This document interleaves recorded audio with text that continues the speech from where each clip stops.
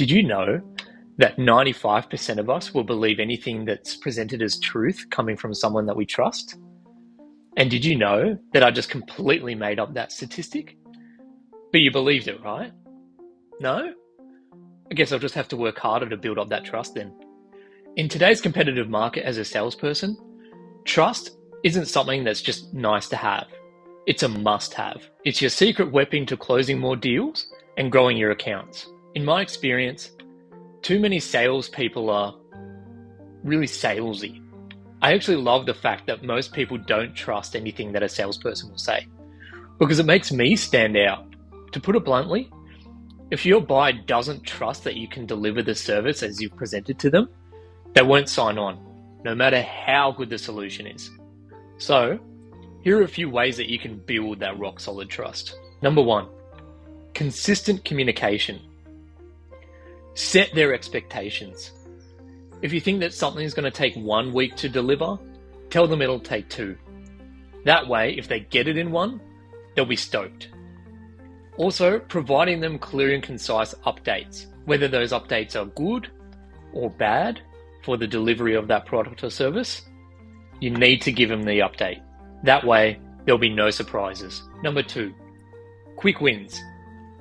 Deliver value on day 1, whether that's by providing a quick process audit or providing a small fix, even providing them with a tracking number if it's a product that you're sending out to them, or a screenshot of an email that you sent internally showing them that the process is moving along.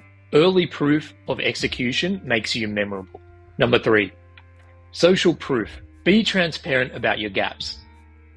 Outline to them what you can't deliver today, but provide them with a roadmap showing them how you're going to deliver it in the future. Honesty is magnetic. Everyone out there has their flaws.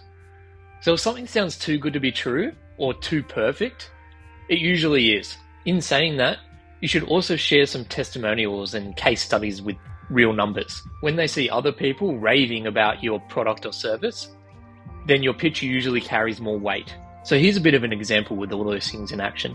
In the last company that I was at a few years ago, I was tendering for a large portfolio. They were changing their provider because the current provider they had was not delivering as per their initial promises and timeframes.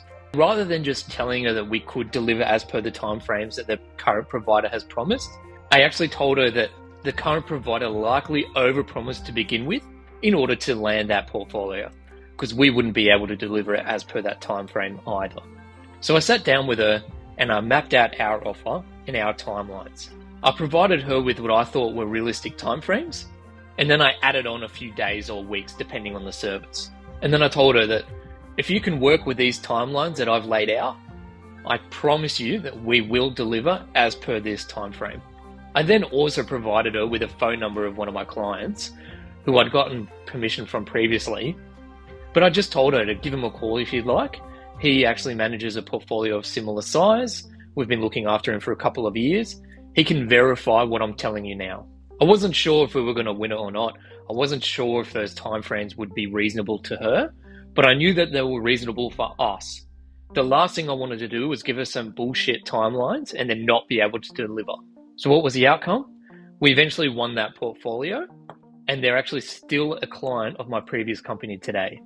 On the flip side, I'll give you another example. When I first started at that company, they gave me some timeframes that it would take to deliver a certain product and service.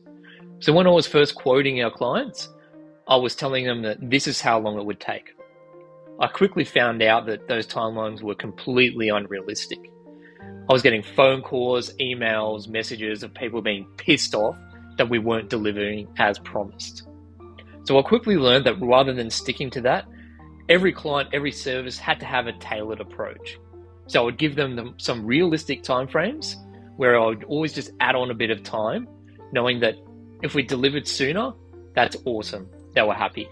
And then they were coming back to us for future services, bringing us more business, because I built up that trust in the way that we were able to deliver a service or product when I said we would deliver it.